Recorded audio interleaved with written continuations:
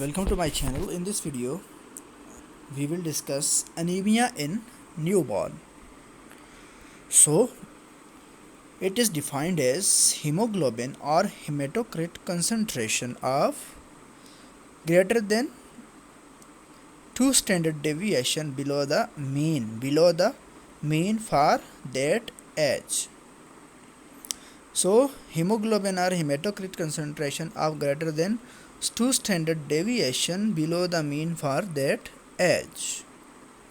Etiology.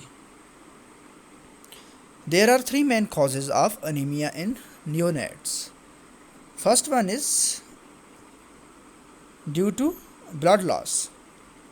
There are obstetric causes of blood loss, like there is, if placental abruption, then it can lead to loss of blood from both mother and fetus. Placenta previa, incision of placenta at caesarean section can also lead to loss of blood. Rupture of cord.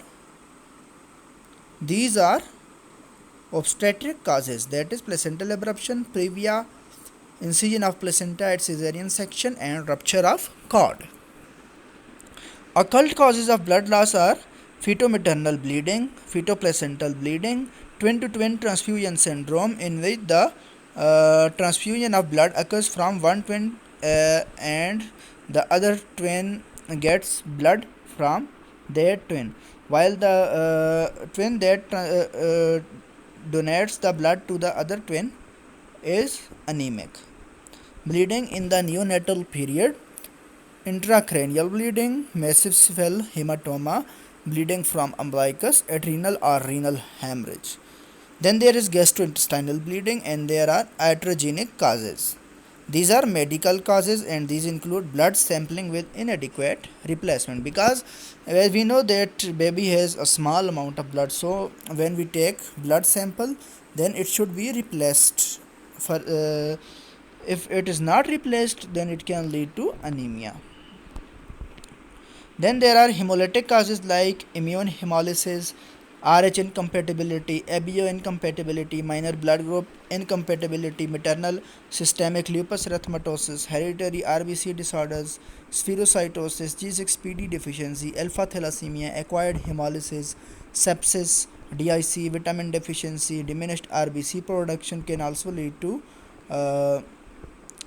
anemia, like Diamond-Blackfan syndrome, osteopetrosis, anemia of prematurity, Fanconi's anemia, congenital leukemia. These all causes can lead to anemia in newborn. Diagnosis. For diagnosis, the family history should be taken, and the questions about anemia like Fanconi's anemia, jaundice, gallstones, splenectomy, etc. should be asked. Then obstetric history should be evaluated for antenatal hemorrhage.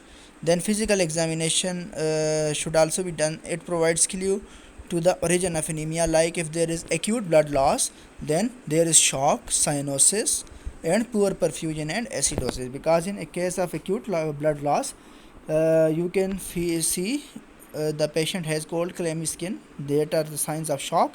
There is cyanosis, there is poor perfusion to the organs, and there is lactic acidosis.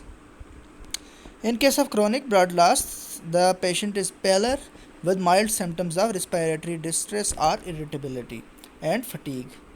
In case of chronic hemolysis, there is pallor, hepatosplenomegaly. Why? Because of destruction of RBCs in the spleen, and there is, if we take complete blood cell count, we can see that there are low levels of hemoglobin, and in case of iron deficiency, we can see the RBCs are microcytic and hypochromic. Then we can do reticulocyte count, because reticulocyte levels are elevated in case of anemias. Then we can observe blood smear. Then we can do Coombs test and bilirubin levels, and then APT test. Clear test of the mother's blood can also be done. Ultrasound of abdomen and head should be done because sometimes there is internal GIT bleeding or spell hematoma. Then we should perform tests on parents because they inherit some bleeding disorders. For this we do CBC, smear, RBC indices and RBC. Then we should screen for enzyme defects, for example G6PD deficiency, and for blood groups, because in case if the mother is Rh negative and the fetus is Rh positive, then it can lead to erythroblastosis fetalis. Then polycythemia, then we can do cultures and viral titers, because some infections can also lead to anemia in newborn. Management, how we can do management. We can simply give blood transfusions, and we can give iron if there is iron deficiency anemia. So what are the indications? Infants with significant respiratory disease or congenital heart disease with hematocrit less than 35%, infants with ABO incompatibility, premature babies with sepsis, pneumonia, etc. Packed RBCs are given in these children. The volume of the transfusion can be calculated as weight in kilogram blood volume per kilogram. The average newborn blood volume is 80 milliliters per kilogram. Mostly babies are 2.5 kilograms, so the average newborn blood volume is 160 to 200 milliliters.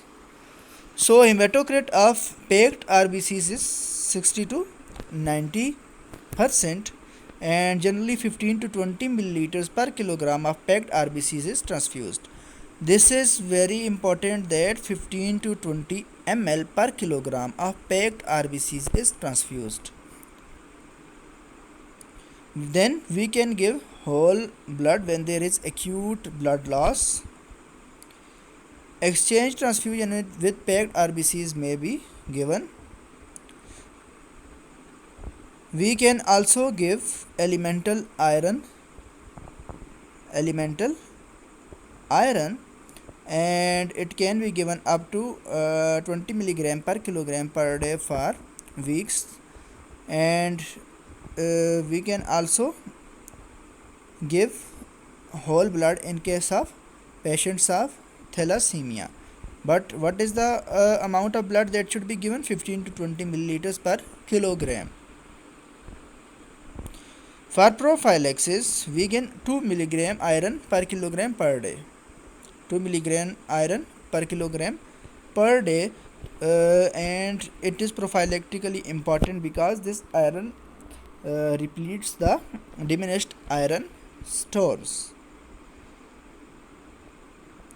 In case of some patients, we can also give vitamin E. Vitamin E 15 to 25 international units, and we can also give recombinant human erythropoietin. It is effective in case of patients who have kidney problems like Fanconi syndrome. We give recombinant human erythropoietin. So this is all about anemia of newborn.